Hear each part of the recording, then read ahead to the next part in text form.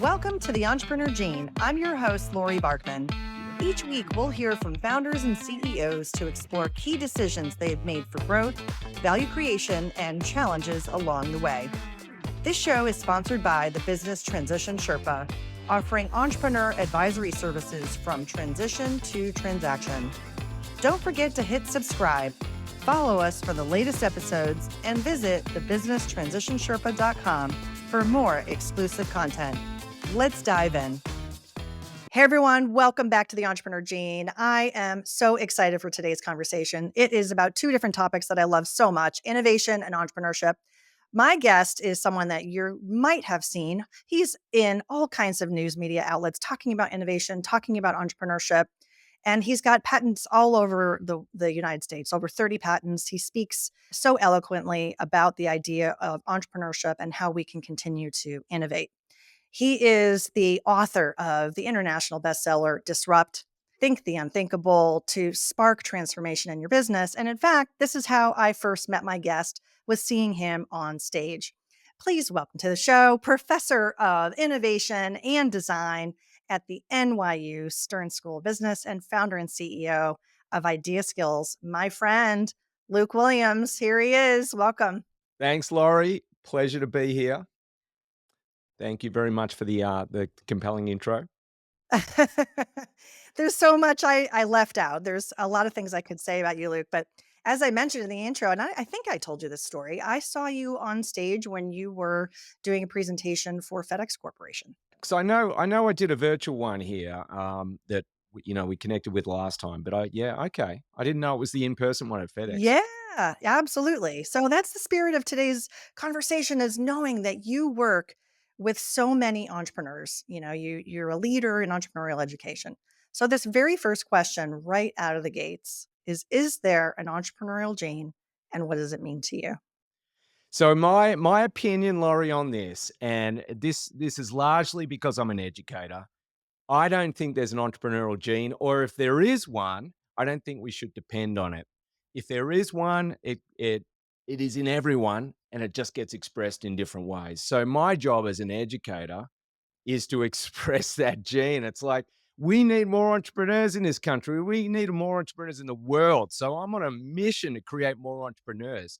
Now, if I thought that it depended on, some sort of personality trait, and I had to get up every morning and try and change people's personalities. So if they felt like they were an introvert, I had to encourage them to be an extrovert. If they felt like they were risk adverse, I'd have to encourage them to be, take risk. I mean, it's all BS to me. I'm not in the business of changing anybody's personality. I'm there saying, look, entrepreneurship and innovations where marketing was 50 years ago. We didn't think we could teach marketing. We didn't think it was tool. We thought it was this magical black box. Entrepreneurship is exactly at that point right now. We're working out how to teach it. We're working out how to give people the tools to create new ideas, create new value and wealth for themselves, for their organizations, for their communities. And I strongly believe we can educate this. We can teach people how to do this. So that is my answer there. I believe you. I believe you so passionately, and that's the best thing about this show, is there's no one answer. There are people who have come on the show and said, absolutely, there's an entrepreneurial gene.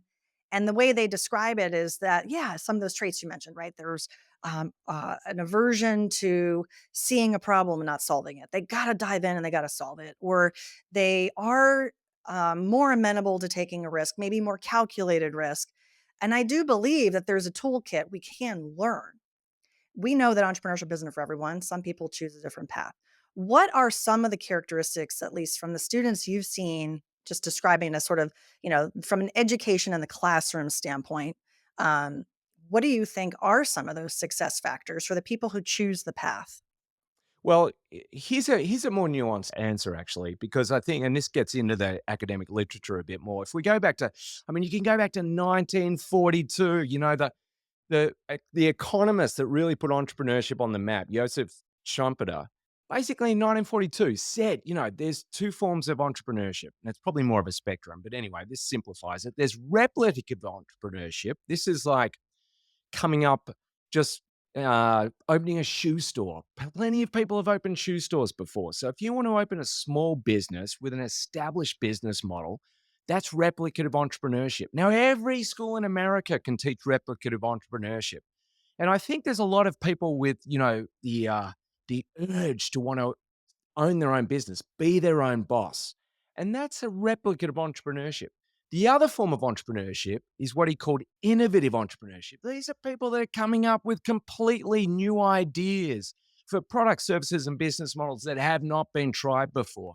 Now, this is a much, much harder thing to teach, but I believe it can be taught. And I believe that maybe you don't want to run a small business, but maybe you're passionate about an idea. You're dissatisfied with the status quo somewhere. You've got a new idea for how to rearrange things to create new value and wealth. You could partner with someone to actually implement that, get it through the system. So I take a very broad view of entrepreneurship because it's really anyone who has a new idea for rearranging the resources that are available to make those resources more valuable. And I believe implementing that idea is now the commodity. There's so many people you can partner with or find to actually execute that brilliantly. But I think having the right idea or the right strategy at the right time, that's what we should privilege. That's where the premium is. So I'm very much interested in teaching innovative entrepreneurship, and that's the characteristic, to answer your question, that we're looking for in the students and trying to develop in the students. We want to give them the creative confidence that, by the time they leave, my course in particular, they've got far more creative confidence. They've got the confidence they could do something innovative entrepreneurship by the time they leave the semester than when they came in. I love that. And I met you at a point in my career where innovative entrepreneurship looked more like innovative intrapreneurship.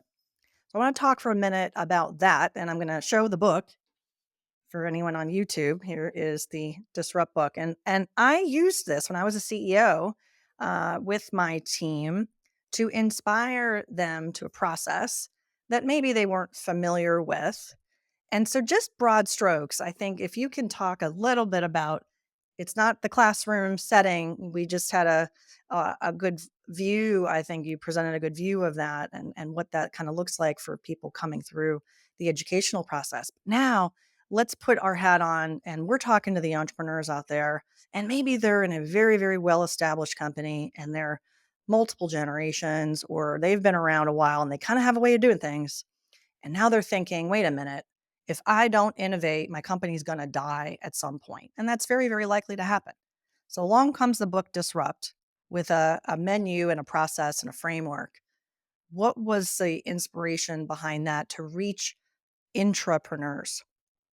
Well, when I was writing the book, so I worked at a famous innovation company called Frog Design. We can get into that a little bit later. But so I got the offer to write a book, and it was really, we'd been working with clients. Things were getting so complex out there. People used to come to design firms and say, we design that, we make these widgets. We need a better designed widget.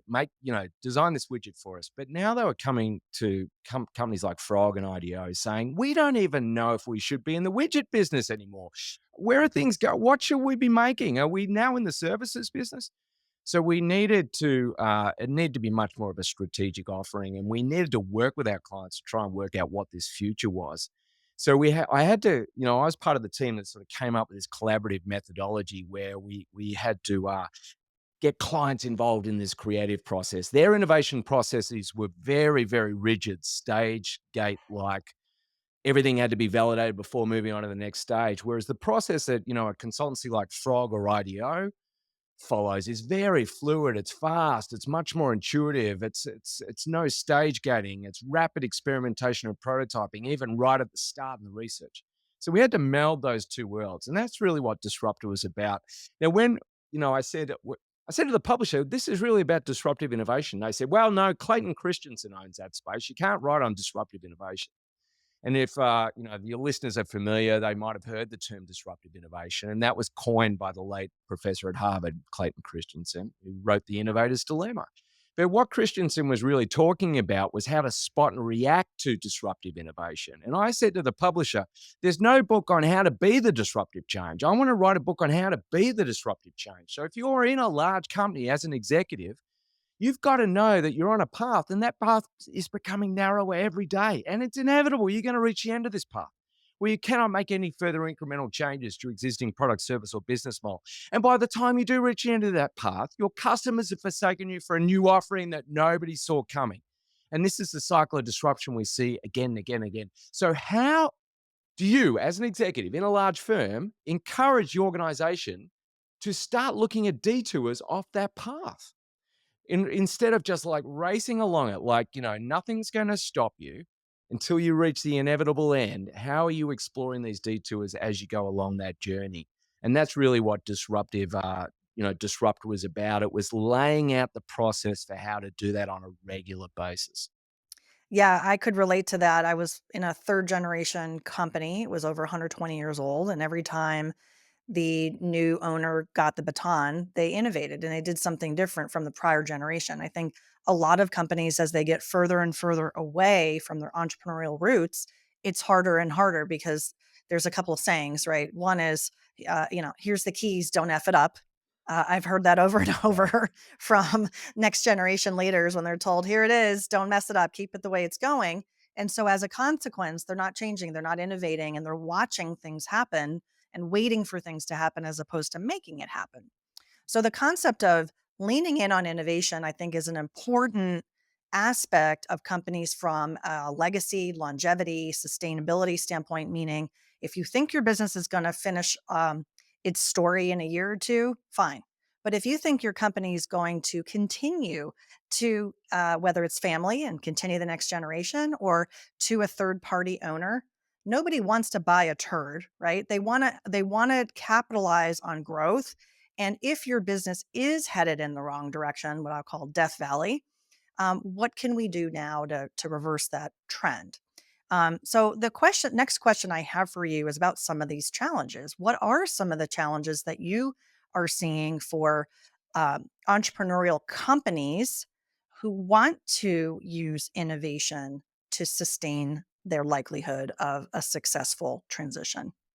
Well, it's a great question because every investor out there now, so whether this is a large scale company, small scale company, every investor is looking for that company's growth prospect. What's the growth prospect? Or some people say growth prospects. Now, of course, this is the delicate balance that every business owner has to face. And we all face this as business owners. You've got to keep the existing business running. So you're under pressure to do that. That's today. But at the same time, meaning simultaneously, you have to be building the capabilities that you will need to be competitive in the future. Now, those capabilities that you will need to be competitive in the future, that's your growth prospect. And that's a story of how are you going to grow in the future? How are you today developing the capabilities that are going to enable you to grow? I mean, that is the most important story to tell. So, in order to do that, you have to be, some people say, they use the metaphor, you've got to change the aeroplanes on the airplane when it's in midair. And of course, nobody wants to do that. They want to land the plane, they want to change the engines, they want to take off again, but things are moving so fast, you can't land the plane. So in academic literature, this is known as creating ambidexterity. So ambidexterity, I can write equally well with both hands. It's taking care of today, but also at the same time taking care of the future simultaneously. It's changing engines on the airplane when it's in midair. So that's called ambidexterity, and it's quite a challenge. And this is a challenge that startups have to face. This is a challenge that Fortune 50 companies have to face. It's the same challenge for everyone. Now, of course, this is another thing we can teach. There's ways of creating that. There's ways of changing the engines on an airplane when it's in midair. But it is all about having a compelling story about your growth prospect and what is that. What would be a piece of advice for an entrepreneur, business owner who is thinking about their mature business and saying, huh, we've been struggling with change. We've been struggling with innovation. We don't know how to do it well. Is there a couple pieces of advice you would offer? Yeah, absolutely. And I was gonna add this to your last question actually, which is, I hear this all the time. Look, we don't need any more ideas. We've got more ideas and we know what to do. We just got everyone aligned. We know where we're going. We've set the roadmap. More ideas will just confuse everyone. And particularly if they're looking at maybe an exit or selling in a couple of years, they don't want to upset the cart. And I just call BS on that because you're under absolutely no obligation to implement any new ideas that are suggested. And this is one of the key bits of advice I would give any business owner out there.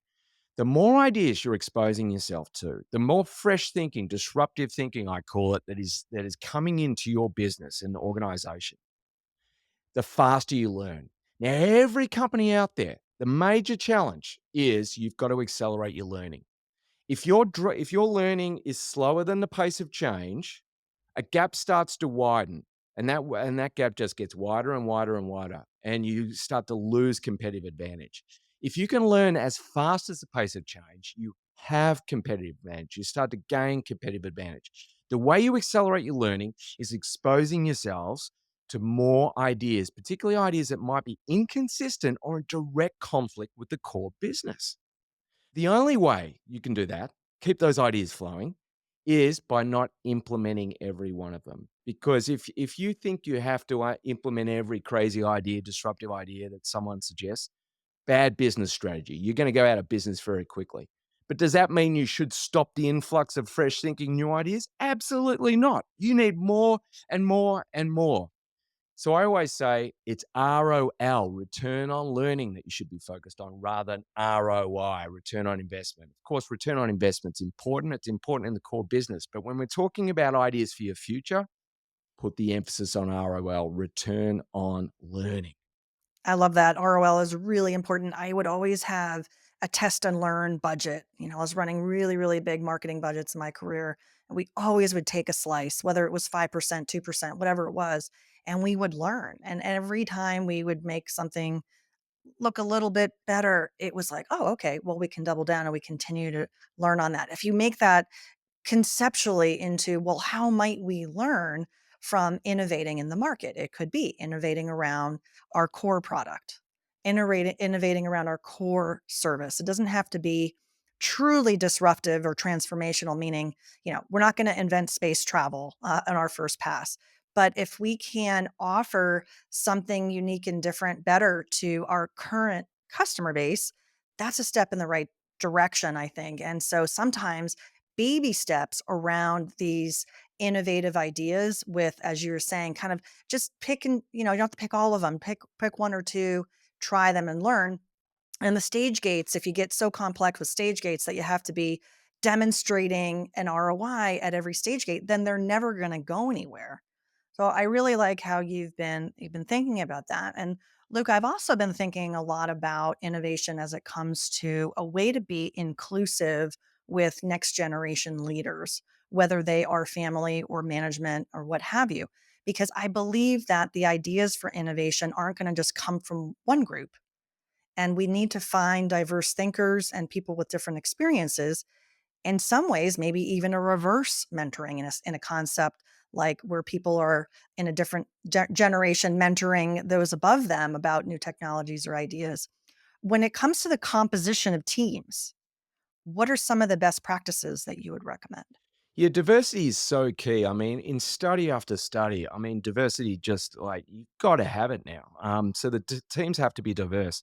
But picking up on that point, the way I think about this is continuity versus discontinuity. So continuity is keeping the existing business running. So normally, when we talk about culture fit, when we talk about bringing people into the organization, we're incentivizing them to keep the core business running, keep that continuity growing. So this is often called growth through continuity. It's that incremental change path that we talked about before. But it's important for leaders to know it's not just their job to keep the continuity going in the organization. It is also their role to introduce deliberate discontinuity. So discontinuity means making sure the organization has an influx of ideas and strategies, strategic options that are perhaps inconsistent or direct conflict with what's currently happening. So discontinuity means evaluating strategic options that would not ever naturally develop out of the core business. There's just no way. So it is your job to keep the discontinuity going. Now, the reason that's important, people think disruption's about instability, but it's not. If you've only got a business that is growing through continuity, that's unstable. So it's a business is a system, and it's a business within an industry. So it's systems within systems. So system dynamics apply. If you're only growing through continuity, it's a reinforcing loop. So you need a balancing loop. What's the balancing loop? Introducing disruptive ideas, discontinuity. Now, to get back to your changing the people and diversity question, the low hanging fruit, the way we normally introduce discontinuity into a business is changing the people. So you said it before, generational change will come and change things up. And this is only one approach for adding discontinuity. It's the simplest approach. You change the people. But my challenge is, as an educator, is how do we get not just change the people, how do we actually change the minds of the people that we've already got? How do we give them the tools to actually start introducing some discontinuity and thinking differently and coming up with disruptive ideas? How do we help them save themselves from themselves, I often say. And this applies to leaders in particular that have been in a position for a long time and in an industry for a long time. They generally back ideas that they think are going to be successful. And of course, the ideas they think are going to be successful are the ones that track best with their experience, everything that's made them successful in the past. But in order to prepare for the future, they're going to have to back some ideas that they intuitively think are wrong and that they're not going to work. So, how do you, as a leader, actually, sit with an idea, an uncomfortable idea, actually give someone a little bit of time, maybe a little bit of budget to go and explore that idea when you personally don't think it's going to work? But that's the challenge. That's what discontinuity requires.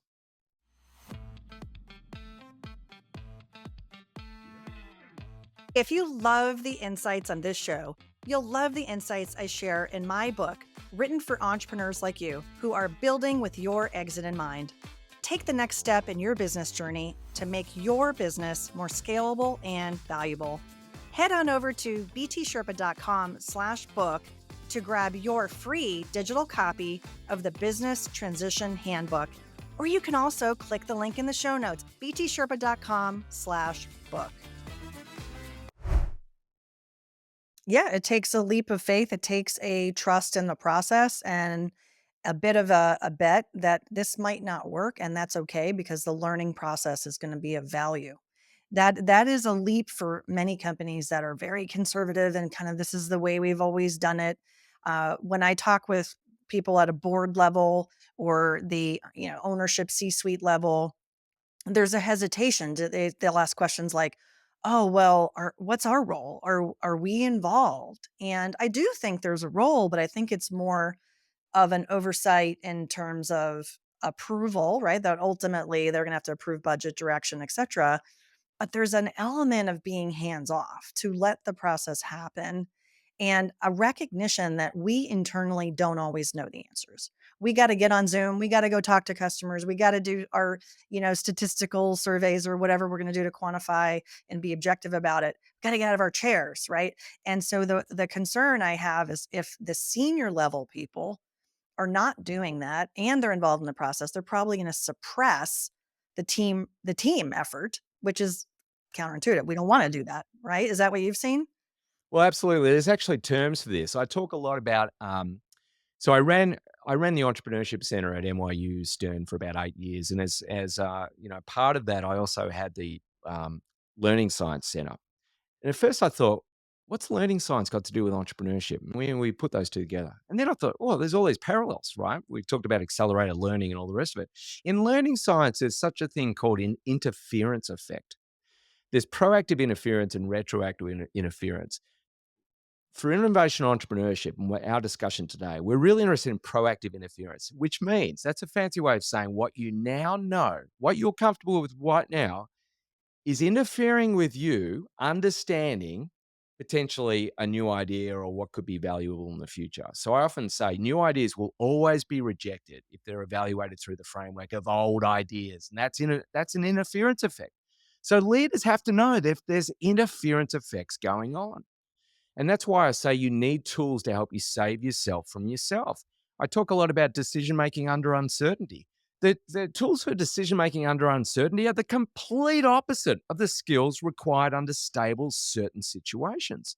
If you're a business, if MBA students are learning Porter's five forces, field analysis for strategy, working out if they're a cost differentiator or a differentiator or a cost leader, that's okay for stable situations where industries don't change for a long time. But in the turbulent economy we're in at the moment, where things are changing rapidly, if anyone's using Porter's five forces, it's detrimental to them thinking and preparing for the future.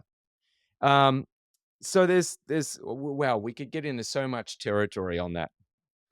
As you think about the future, what excites you about entrepreneurs today, people running businesses as we've described? Maybe it's small scale, maybe it's large scale.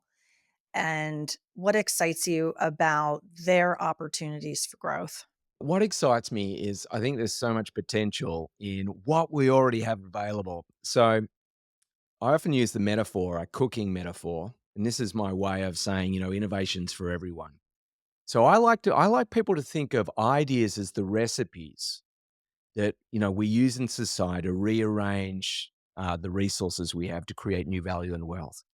So I often say to my students, this isn't about you being a tech entrepreneur. This isn't even a technical challenge. It's not about you inventing a new technology. This is about you having the willingness to take a look at the resources that are already available and seek a new arrangement of those resources that makes them more valuable.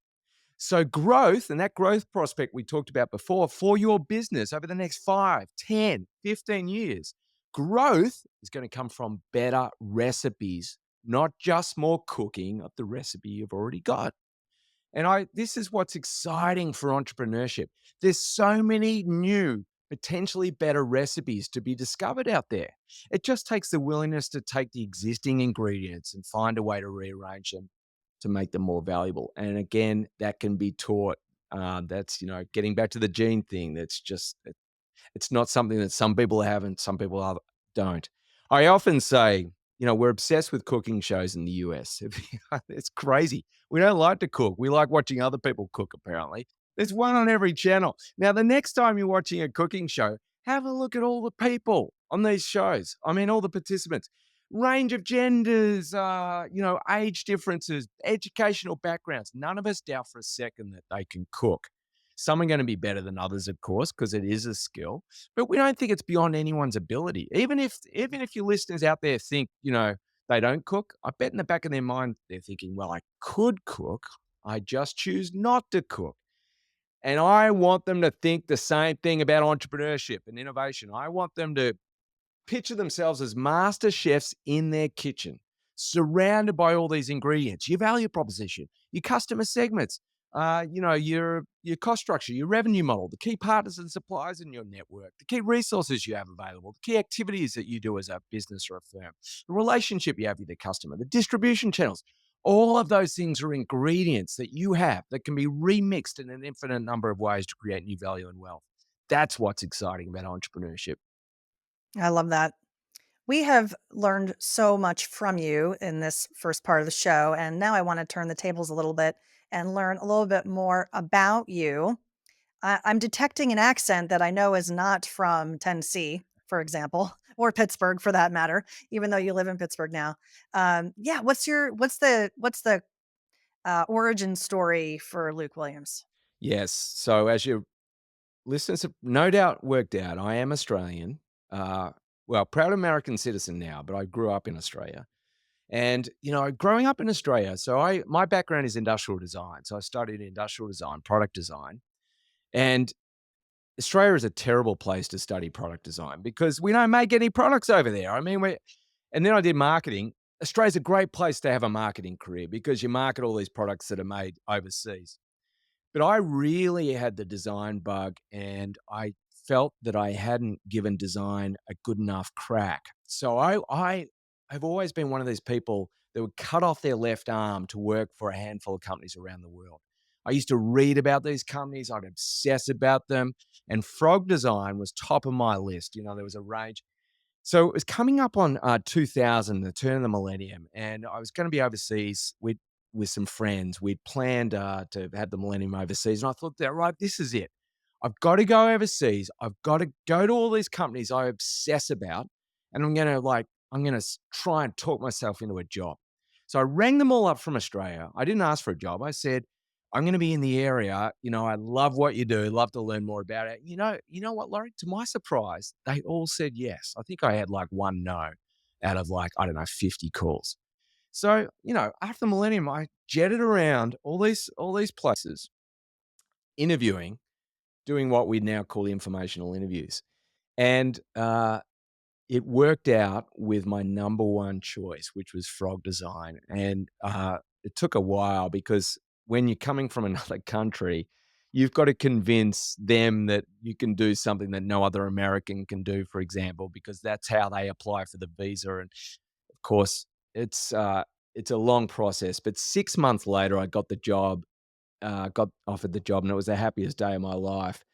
And to cut a really long story a little shorter, this was around 2001 I started in Silicon Valley, and I'd been reading books talking about the dot-com economy, the new economy. Everyone was calling it the Florence of the new Renaissance. I was reading books like The Nudist on the Late Shift, and this is the Florence of the new Renaissance, Silicon Valley.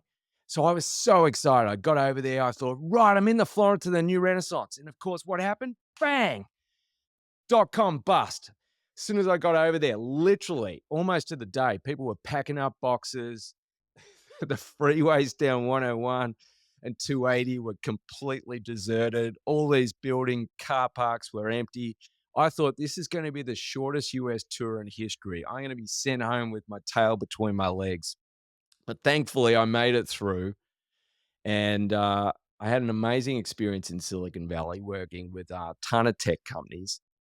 And you know what that convinced me of, Laurie? We had so much creative talent working at Frog Design because these companies attract the best talent from everywhere in the world. And we were working on some projects which just didn't strategically make sense. I remember one, we were working for Kodak on beautiful inkjet printers. Oh my God. These inkjet printers we were designing were gorgeous.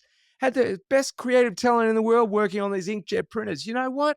Kodak should not have been working on inkjet printers at that point because it wasn't that long after they were filing for Chapter 11 bankruptcy protection. And then two guys who were walking the beach, probably just down the road from where we are, came up with the idea for Instagram. And in the same month, Kodak filed for Chapter 11 bankruptcy protection. Instagram sold to Facebook for $1 billion. So how is it that 13,000 people in Rochester, New York, thinking about photography 24 hours a day, 7 days a week, missed the idea for Instagram, whereas two guys who hadn't given photography a second thought came up with that? So we were working on the wrong strategies, and it just convinced me that, I have so many people, judges, mentors come into NYU to work with the students on entrepreneurial stuff, and they all say this: ideas are easy, they're free. It's the execution that matters. And my experience has taught me the complete opposite. Execution, as I said before, is now the commodity. Having the right idea, knowing the right strategy at the right time, that is what we need to privilege. That's what we need to focus on. This is an idea economy we're in now, and having the conceptual innovation skills is far more important than having the technological innovation skills. So that's what that experience taught me. And oh, by the way, they then wanted to start a practice in New York. So I went and did that. I got involved with NYU, and I've been teaching now for 20 years. I came into teaching as a practitioner. So, and I came in with arrogance, Laurie. I came in thinking I'm going to teach these guys in the ivory tower how innovation's actually done. And that attitude was humbled very quickly within about 2 weeks because I realized that many of the challenging issues that we practitioners were working so hard to solve for our clients and for ourselves had already been solved in research papers that were written when I was in high school or written before I was born.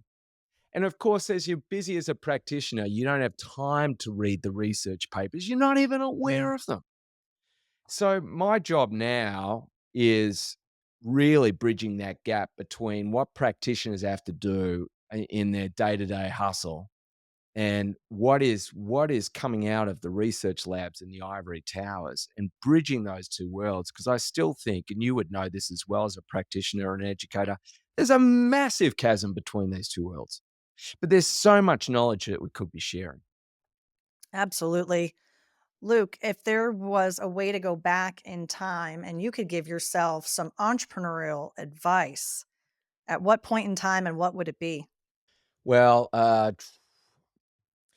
think all along the way I've taken a very different path, and it's been a bit of a struggle to take that path, and I have struggled to find mentors that have done sort of what I'm aiming to do at every step of the way.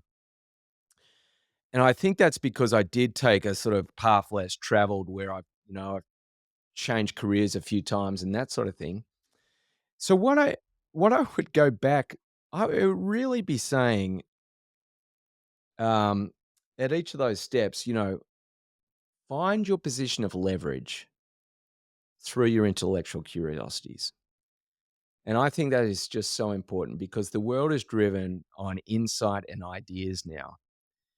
And I think at every point along the way, I probably shirked back a little bit from that and thinking, oh, my intellectual curiosities, what a waste of time. I need to be, pursuing getting to this next level, this corporation.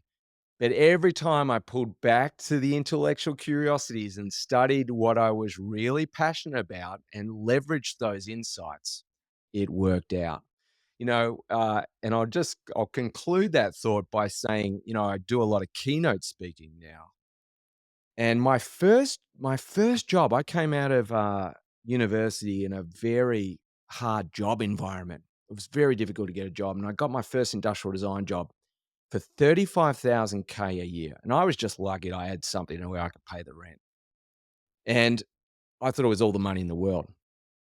Now, when I became a keynote speaker, I regularly get $35,000 for a 45-minute speech, and that's not, a lot of keynote speakers get more than that, some get less. I mean, it's really not about the figure, but for me personally, that keynote speaking is about leveraging insight. People are paying 45 minutes for insights, whereas, working a year for $35,000, you're literally following other people's instructions. So your pay goes down the more you follow instructions, the more you leverage insights and your intellectual curiosity, your pay is going to go up for basically less hours on the clock. So that's what I would go back and remind my my younger self of every time he was at a fork in this road about whether or not to follow instructions or pursue his intellectual curiosities. Well, you took a path less traveled, there's no doubt. Tell me a little bit about IdeaSkills, the company that you're running too. Yeah, Idea Skills it's basically innovation training. So it is trying to what I worked out when I was at Frog Design. Uh, I was signing all these patents and we were designing all these products. A lot of those products don't get made, and then I became a creative director, and it was more about then I was having to manage designers, and I was having to pick ideas from designers. And as part of that, I would have to sort of mentor them, and I would have to sort of educate them on try to make them better designers, better innovators. And I started to think that's the product. That is in creating more innovators is the product. So the most important product of innovation is the innovator. So then the question became, how do I create more innovators? So that led to, teaching at NYU, and now that's led to this more formal company, which is innovation training for people who want to create more innovators, competent innovators in their company, particularly disruptive innovators. So that's what we train to people on how to do. I love it. I love it. Luke, thank you. This has been amazing. I'm sure people want to learn more and get in touch with you. What's a good way that they can do that? I would say just hit me up on LinkedIn. This is normally where I interact mostly with people. So if you just Google Luke Williams NYU at LinkedIn, I'm sure I'll pop up, and we can keep in touch that way. And if anyone's got any questions from any of the material we covered, I'll dive in with the answers on LinkedIn. Oh, awesome. Awesome. Luke, thank you so, so much for coming on the Entrepreneur Gene. Thank you, Laurie. Thanks for having me. And to our listeners, if you enjoyed this show today, you learned something, which I'm sure you did, or it made you smile or it made you question something, then share it. Share it, leave a rating and review. It means so much to us and it helps other people find the show. Thank you so, so much for tuning in to another great episode of The Entrepreneur Gene, and we'll see you next time.